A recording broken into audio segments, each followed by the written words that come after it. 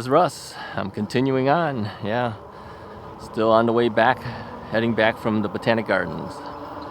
Yeah, all I do is I stop, turn off the camera, turn it back on. So yeah, you're seeing the entire ride that I'm doing today. And I did buy my third battery. I bought a third battery for the GoPro. Bought an extra memory card in case I ever need that.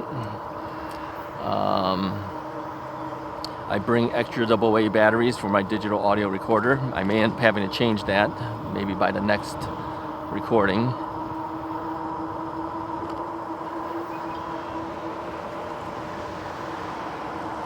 So yeah, I know this is kind of like a long ride to be on with me, but I wanted to record and document the entire thing this time. Going there and coming back. It's not that different than if we did a separate day going somewhere else. I mean, it is different stuff you're seeing, and sometimes seeing things in a different direction makes things look different.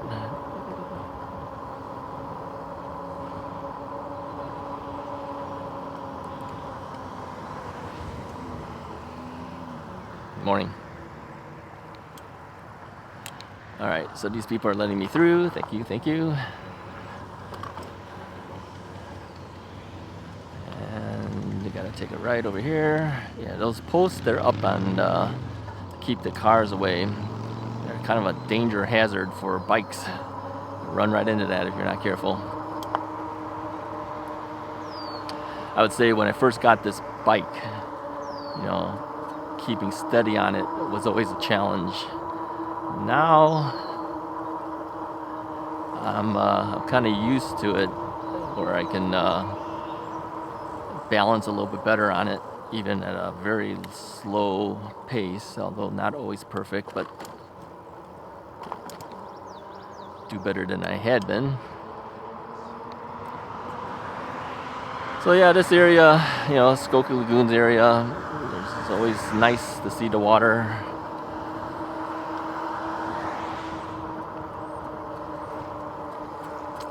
I haven't gone fishing in a while. You guys might have noticed that whenever I was in the garage, you might have noticed all the fishing rods I had lined up on the wall of the garage. I used to do quite a bit of fishing. Never really caught that much stuff, but hey, I try. So you might be wondering, why do you have so many fishing rods? Well, let me tell you. At one time, my niece worked for a company that was the distributor of a lot of fishing gear, a lot of sports gear. And so once a year, these companies give them a lot of samples that they can give to to their accounts and stuff, so they can test them out and do all sorts of stuff with it. But they have so much extra leftover gear, and of course new gear comes out. So what do you do with all that extra gear that the companies give them to give away? Well, they sell them. What they did is they sold them to employees and their friends, or relatives in my case, and they would sell them at a very low price. So we would go there yearly just to pick up the stuff we needed, and I have more fishing lures and things than I know what to do with. And sometimes we were lucky enough to get some fishing rods. A lot of the rods are always gone by the time the relatives get around to it. The money, apparently what they made is they donated it to local charities. So it was worthwhile for everybody. They made enough money to donate, and we ended up with fishing gear that we need. So that's why there's so many fishing rods up on my wall.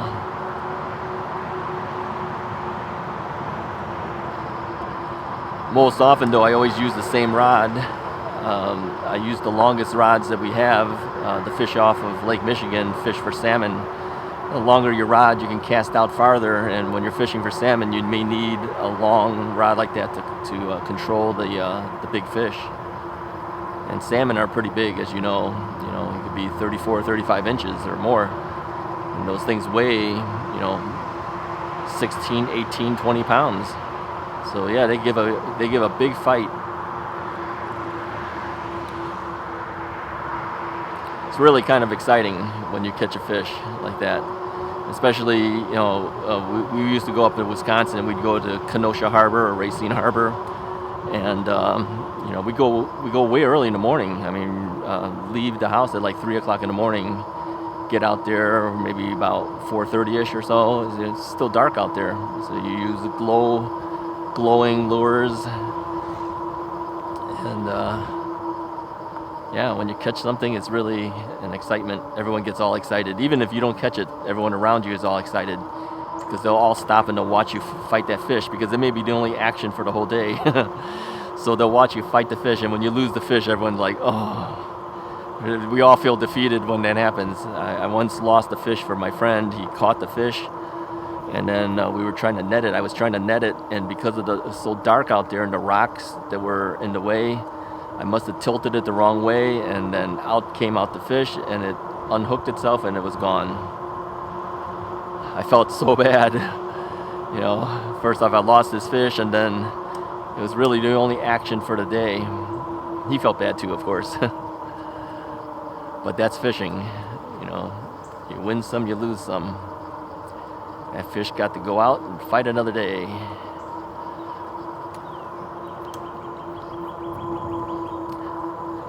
How's our time? 10:49. I'm still not exactly sure what time I left. It was either like 8:15, 8:30, something, I don't know. It is warming up a little bit.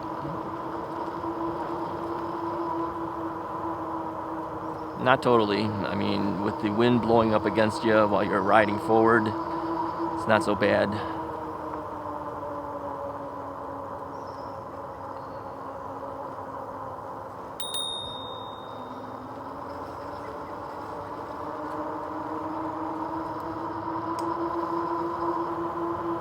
So you might notice too, I've been throttling a lot more now.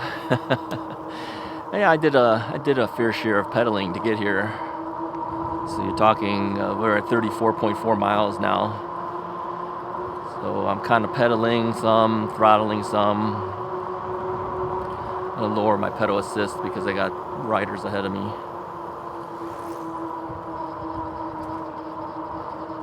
Yeah, I figured I'd take it a little bit easier.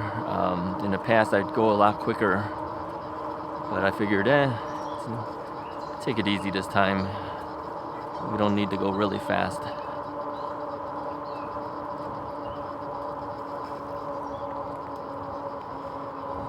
And go back to level 4, going up some inclines.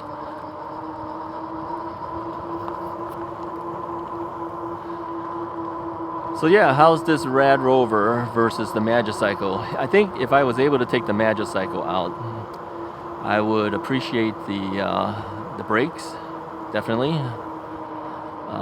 Not a whole lot of hills to climb here. So whether I was riding the Rad Rover 5 or the Magicycle, I think it's perfectly fine either way. If you got really bad hills to go over, I mean, there's a couple of spots that you have to go a little higher up. The Magicycle would do better, but it's not like this can't do it, because it can.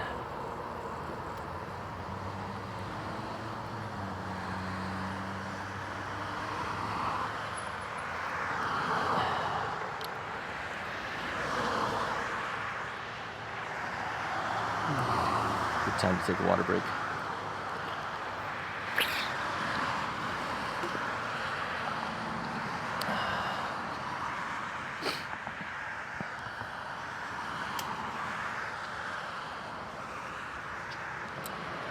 Wait our turn. This is Willow Road. Okay. And off we go.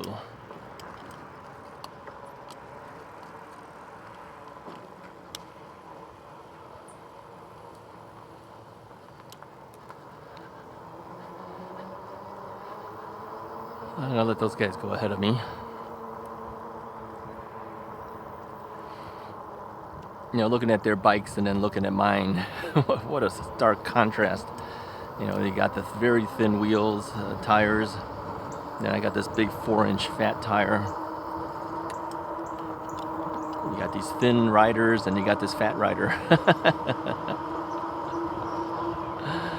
Yeah, we're about as night and day as you can get. It's okay. I'm just glad to be able to come back out to do this. I mean, until I had my e-bike, I could never do this. Never. I had been wanting to do this for so long, even before my knee replacement. I've been wanting to go back and ride the bike.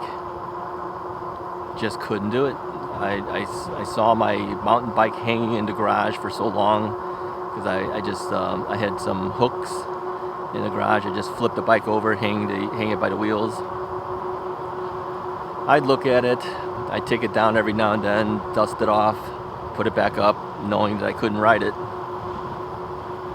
And then just before going in for the knee replacement, I took my mobility scooter out on the 3-mile bike path and said, one day I'm going to come back out on the bike. Well, I didn't think it would be an e-bike, but I did come back out, and I've been out on the trail ever since. So the e-bike has made a big difference to me.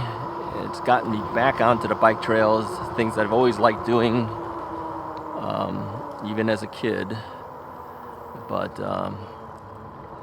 let's see if we're okay. But I just couldn't do it after a certain time. I think I was probably mid-30s, something like that. I remember taking my daughter. She'd ride her little bike when she was a kid, and then I would ride my bike a little bit, but we didn't do much, and I kind of regretted the fact that I couldn't do it with her as she was growing up.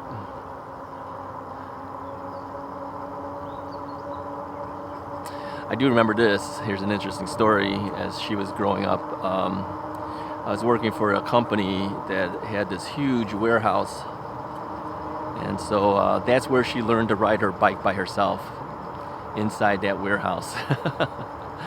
I mean, nobody's around, right? It's a huge facility. I mean, we're talking some 35,000 square foot facility. Nobody was there, so we brought her bike there, and she rode around inside the warehouse. And then I'd run alongside her, kind of help her as she's trying to keep balance. And then eventually she learned how to ride her bike in that warehouse. See? Kind of cool. You remember, if you have kids, you remember teaching your kids how to ride a bike? Do you remember you learning how to ride a bike? Yeah, I see that my rad headlight is on because I could see very faintly the light on. It's not a very bright light, the ones that they give you with bikes. If you want a bright light, you got to get an external one like this. And make sure you charge it up. I hadn't ridden this bike in a while, so I hadn't charged that up in a while either. So probably should have done that before I left the house, the day before. But I didn't think I was going to do this ride until late last night. I was thinking maybe I can do the Botanic Garden ride. Here's an e-bike. I don't know what kind of e-bike that was, but I think it's a folding bike. Yeah, I didn't think I was going to go do this ride until late last night, and of course, too late to charge anything up at that point. It's late at night.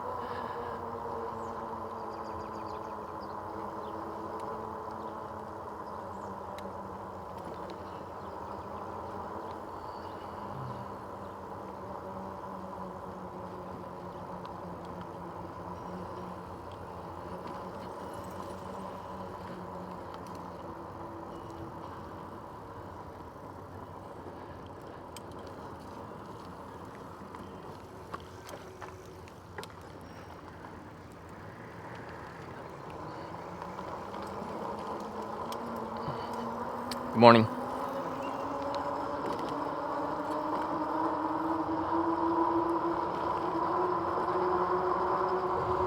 So we are at 3 bars out of 5.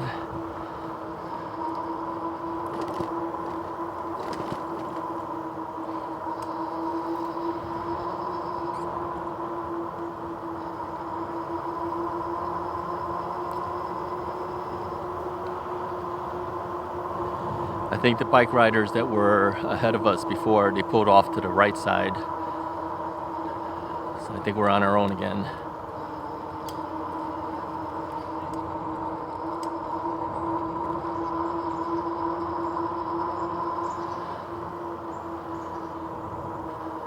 So yeah, if someone asks how far can you go with these unit pack power batteries, well, you can go pretty far.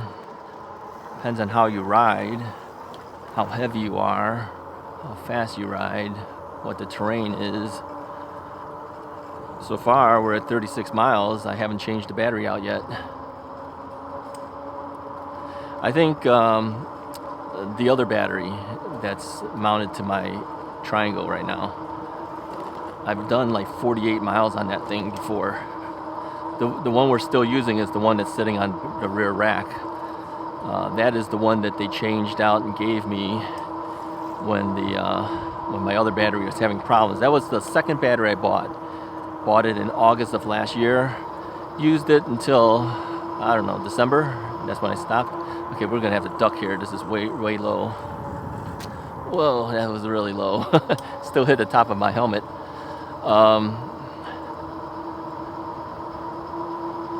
And so it went into storage.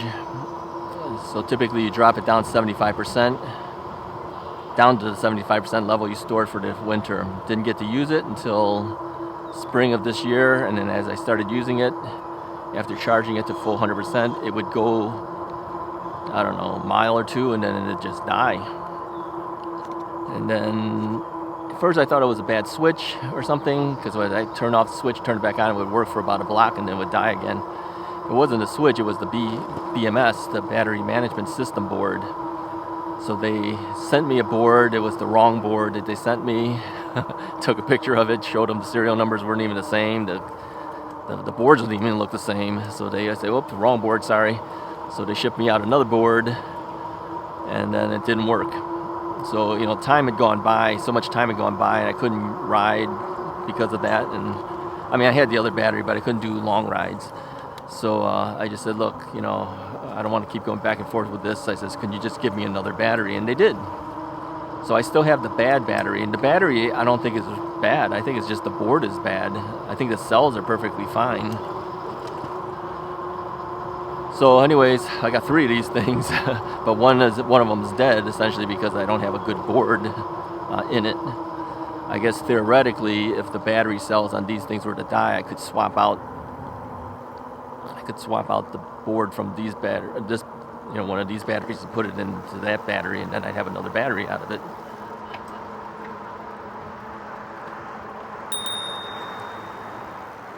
On your left.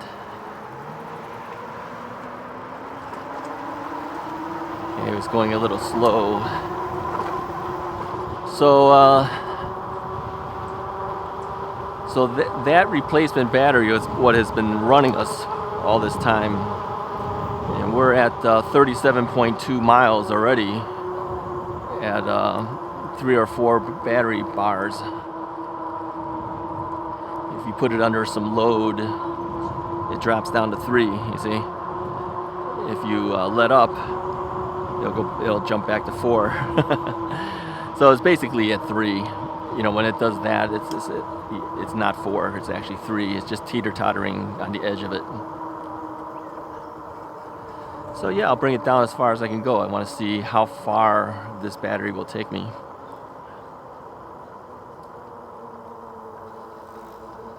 I mean, I don't want to deplete it all the way. It's not actually good to do that to your battery. Well, I'll bring it down to maybe 1 bar.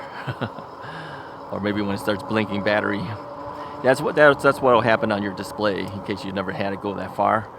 Your display will start blinking on you, telling you like your battery's about ready to die. It's okay, I got another battery.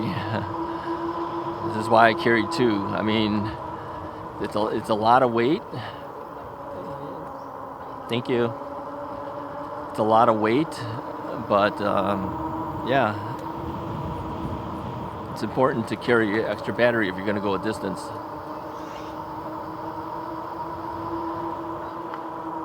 Now, she had some speaker on. She's playing some music, the person that passed me. You know, people say, well, that's noise pollution, you know. For how long? 2 seconds? I mean, when you pass them, you hear it, and then that's it. You never hear it again. So I don't think it's a big deal when you have a speaker on with you. Not unless you're really blasting it. Like this thing here, I haven't used that thing in a year. I have not played it since last year. I think I turned it on just to make sure it still worked. But yeah, I don't usually use this thing. Let me see if it still works.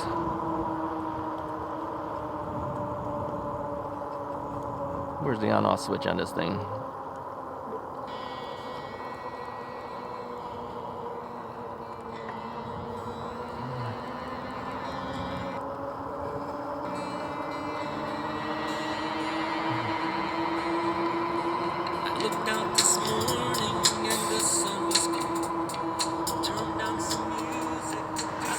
You guys recognize that music? Yeah, it still works. I don't know if I turned it off or whether I paused it. I can't tell. All right, this, I don't know. Yep, we're not going to make it. Yeah, we're both going to hit the button. Yeah, let me see if I turned this thing off or not.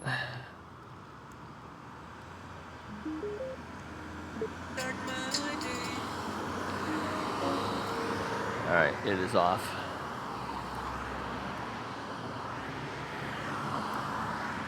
So, yeah, that was me, by the way. I recorded some music, and it's got the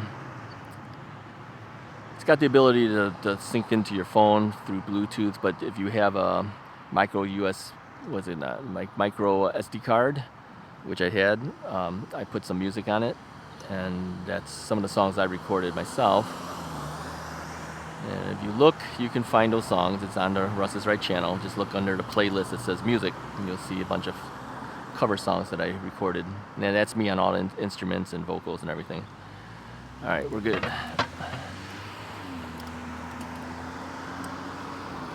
So you're welcome to check that out if you have an interest. Some will say, I have no interest. That's fine.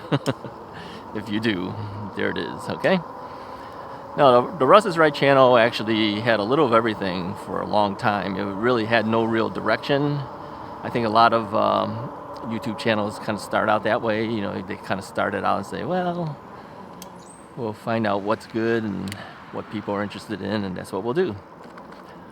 So it had no direction for a while, and then the knee problem came about for me, and it became a knee replacement channel. A lot of people say it's helped them. I appreciate that. I'm glad the channel helped you. It helped me. Gave me an outlet to talk about my own problems with my knee. A lot of people followed along. And then as my knee got better, I said, well, let's see if we take the channel into different directions again. And so I started recording some music. I hadn't recorded anything in so long. Probably a good 10 years or something, I hadn't recorded a thing. So I pulled out my digital audio workstation, it's a 24-track workstation, and recorded some cover songs.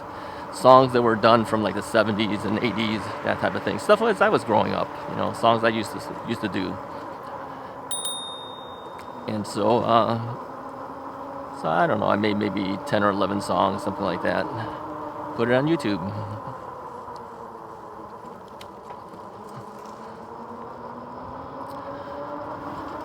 And there it sits. And then, of course, I bought the e-bike, helped my knee. Next thing you know, Russ's Right is now a knee replacement channel that's turned into a e-bike channel. Yeah, so yeah, the channels find their direction. They find, oh, okay, there's washrooms here. There's a little outhouse thing there. Yeah, I'm not leaving my bike. and I don't really need to go. So, but in case you need to go, that little house there was a little outhouse thing. Actually looked kind of nice. It looked like a little cabin almost.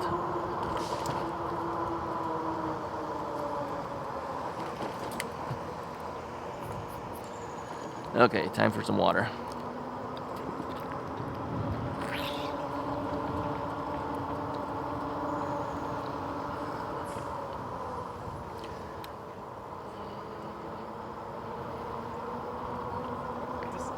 I do dry out talking. A lot of talking, a lot of writing and talking.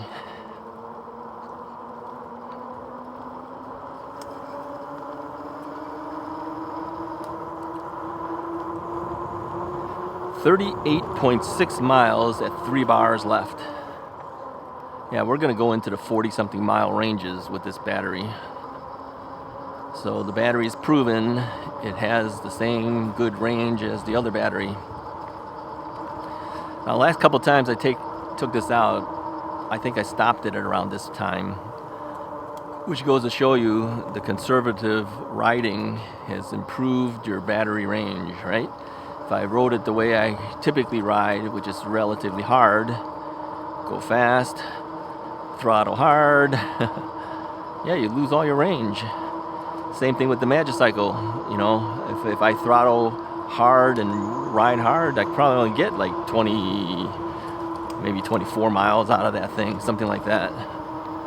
But then when I've been conservative with it, I've been into the, like, I think 32, 33, something like that.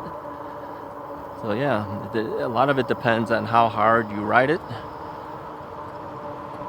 how hard you push it. So it's kind of like more conservative you are, the more range you get. And that is why, as I kept thinking about it, I said maybe it's better to hang on to the Rad Rover 5. It does have more range because its wattage of the motor, I think, is not the same as the Magicycle. I do want that second battery though, because I do want to take it further, but I may not take it on this kind of trip. It's just a little too far maybe for 35 amp hours to go on a 750 watt motor, true 750 watt motor. So yeah, we're almost back to where we started on this trail. We just got a little bit further to go.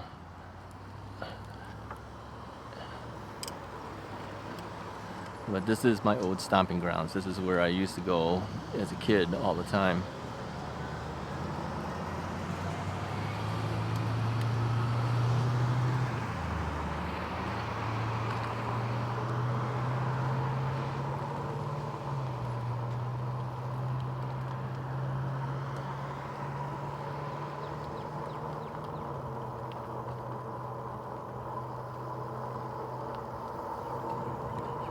Almost 40 miles, man. We're still going strong. Yeah, I've noticed the trend. Bike companies are starting to come out with bikes with more amp hours to it, more current. I mean, they'll still be maybe at 48 volts or whatever, but the current ratings are higher, putting in more cells in there, so the batteries are looking bigger.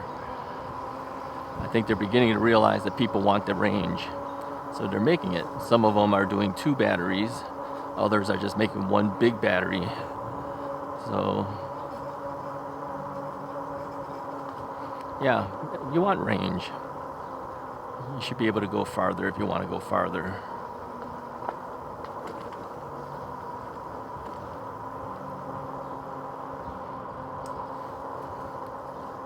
Why not?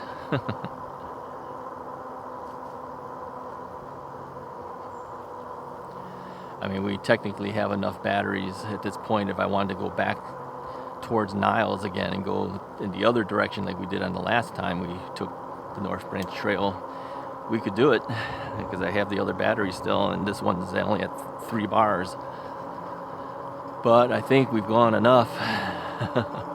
And we split it into multiple videos. I'm going to split it again as we get back out on the street level, as we take that ride back. But my plan was to do the full ride, show you what I typically can do for a long ride and how long it takes me to get there. So if you were to watch all these videos non-stop, that's the entire ride. You guys usually don't get to see all my rides because I don't always start it right from the start. I always started around the same general areas of town, and then we ride. But I've been riding a distance already before I start the videos up. And same thing for this one. I kind of rode a little bit first, and then I started up the video. But the same general areas at least. And then after I do the videos, I'll ride around a little bit further. You guys never get to see that. Sometimes I don't. Sometimes I just head home. But more often than not, I usually ride a little bit longer. Okay, we're by the horse stables area again. You can smell it. There's no way you can't smell it. You get the whiff.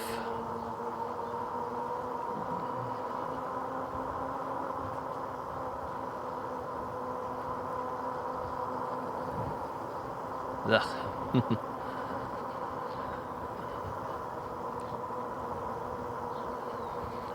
To our right is Chick Evans Golf Course.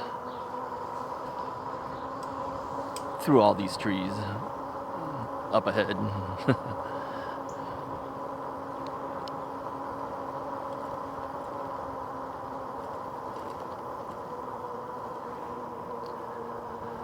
Alrighty, we're gonna head out onto the street again. So I think what we'll do is we'll start up a new video once we're on the street level again. Anyways, if you like this ride, go ahead and hit that like button, hit the subscribe button if you haven't already done so, and I will talk to you guys next time. Alright, we're gonna take a ride over here. I know the cars are trying to figure out what I'm trying to do, but I wanted to make sure I'm straight here. Talk to you guys next time.